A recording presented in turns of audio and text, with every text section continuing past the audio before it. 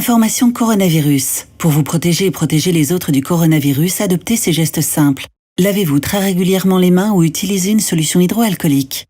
Toussez ou éternuez dans votre coude. Utilisez des mouchoirs à usage unique puis jetez-les. Si vous êtes malade, restez chez vous et portez un masque chirurgical en présence d'autres personnes. Plus d'informations au 0800 130 000 ou sur gouvernement.fr. Ceci est un message du ministère chargé de la Santé et de Santé publique France.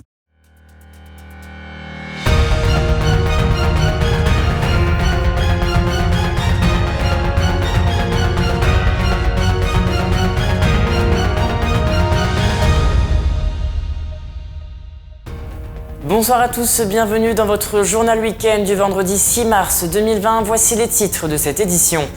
Nous prendrons la direction de Baudignicourt dans la Meuse. C'est dans ce petit village qu'est installée la manufacture des sièges et de meubles Collinet depuis les années 1880. Un nouveau commerce est apparu cette semaine dans les rues de Bar-le-Duc. Un local, mais 7 artisans et producteurs y séjournent. Reportage à la toute fin de cette édition.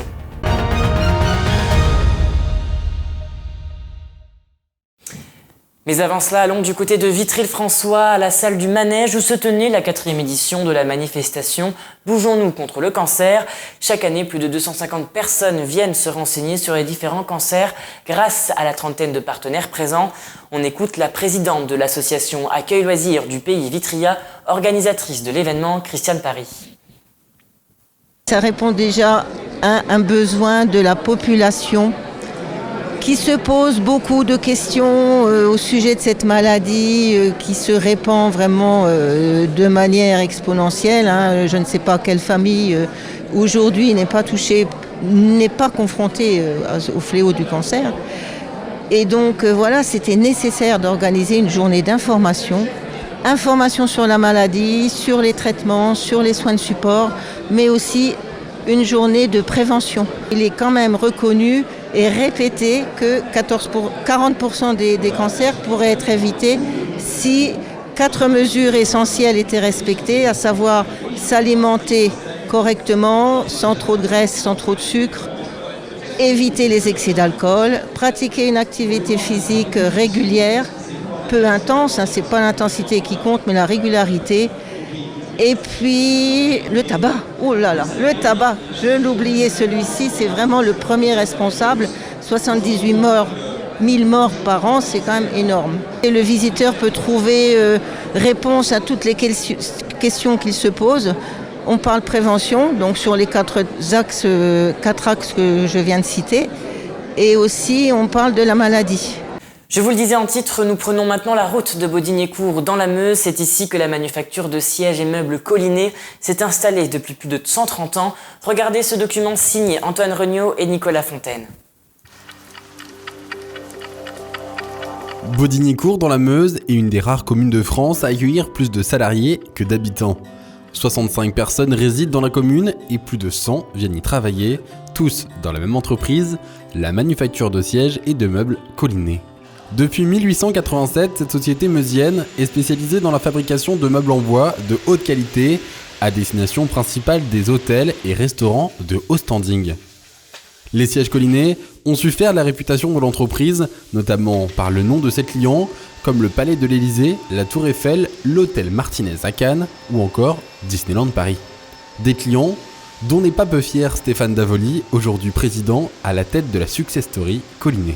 Il y a des chantiers qui restent en mémoire. On évoquait la Tour Eiffel par exemple tout à l'heure, où on a fait le Jules Verne cette année. On vient de travailler sur l'Intercontinental à Paris qui était un gros chantier. On travaille pour Disney également, qui est un gros client. C'est un symbole, effectivement. On a fait des chaises Napoléon, les chaises qui équipent la grande salle de réunion. Donc oui, c'est une fierté. On équipe beaucoup de ministères également. Cette chaise, la chaise Napoléon, est un peu un symbole de l'entreprise. On la fabrique depuis toujours. On est connu et reconnu pour ce savoir-faire. Et on en a fait également pour le roi du Maroc il y a quelques années. Enfin voilà, on fait des beaux chantiers avec cette chaise. On a toujours un volume assez important d'affaires en cours.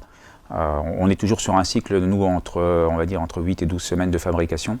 Donc pour ce faire, on a toujours X affaires, X hôtels, X restaurants à réaliser en même temps. Et on a toujours un mix de produits très très variés. Vous avez pu voir dans l'atelier des produits de style, par exemple pour la Russie. Mais on avait toute une série, on avait 50, 60 ou 70 meubles qui étaient en train de se fabriquer pour une résidence senior. On a un mix de produits et typologies de clients très variés et tout ça toujours dans le même temps. Mais comment sont fabriqués ces sièges ? Fabriqués principalement à base de bois d'hêtre, issus des forêts locales de Meuse et de Vosges, les planches brutes sont stockées à proximité de l'atelier d'usinage pour l'étape première, celle du séchage.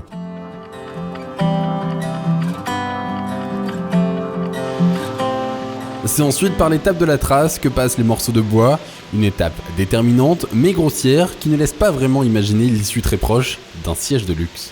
La fabrication démarre par une première étape qui est le débit. Donc on achète les arbres déjà tranchés en scierie et ensuite on va faire la première transformation. Donc on trace sur les planches, on débite et ensuite on va passer dans l'atelier de fabrication. Donc là on va travailler sur des machines essentiellement à commande numérique. Donc on a un bureau d'études en amont qui fait toute la partie dessin des produits, que ce soit du siège ou du meuble. Et après on programme les machines et on réalise l'usinage. Et on a toujours des étapes manuelles de reprise comme la sculpture, comme le montage, le ponçage, qui demandent un réel savoir-faire et donc la formation à nos métiers. La manufacture Collinet a su se moderniser au fur et à mesure des années. Ses outils de production, aujourd'hui, sont plus performants et sont gage de qualité pour ses clients. Il faut beaucoup de savoir-faire et on est sur des métiers effectivement à fort savoir-faire et qui demandent beaucoup de formation. Que ça parte du bureau d'études aux gens qui vont faire la programmation machine. Chez nous, les opérateurs sont responsables de leurs opérations, passent les pièces, les contrôlent, les vérifient. Et c'est justement ce contrôle à chaque étape qui permet à la fin d'arriver à un produit conforme. C'est donc avec plus de 130 ans de savoir-faire que la société familiale, labellisée Entreprise du patrimoine vivant, joue la carte de la performance en s'appuyant sur des métiers traditionnels, menuisier ébéniste, finisseur, peintre et tapissier.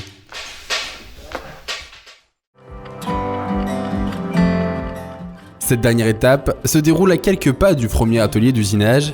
Cet atelier tapisserie cache bien des secrets de fabrication, comme une caverne d'Ali Baba remplie de tissus de 1000 couleurs qui passeront sans doute un jour dans les mains de Damien, tapissier et amoureux de son métier. Donc, je suis tapissier dans l'ameublement chez Collinet Sièges depuis maintenant 2 ans. Je fais principalement du montage de sièges, de la rénovation et puis après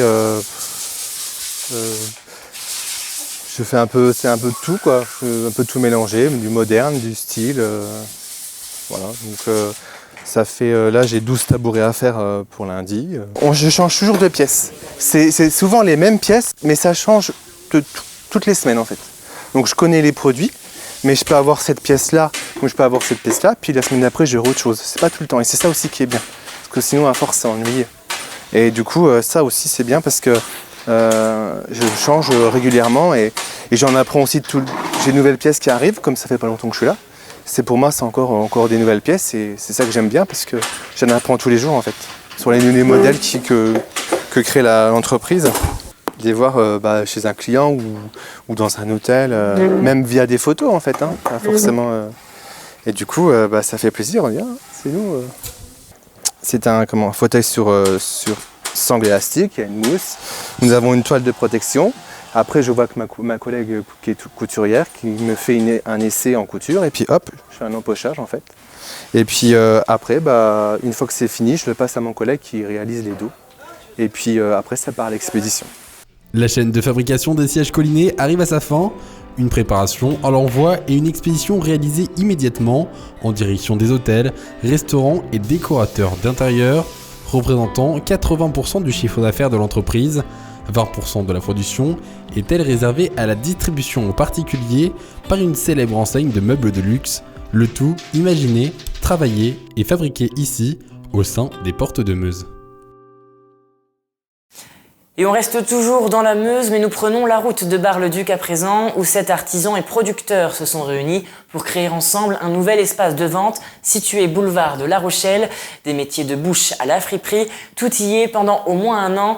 Un reportage signé Lisa Lamorlette.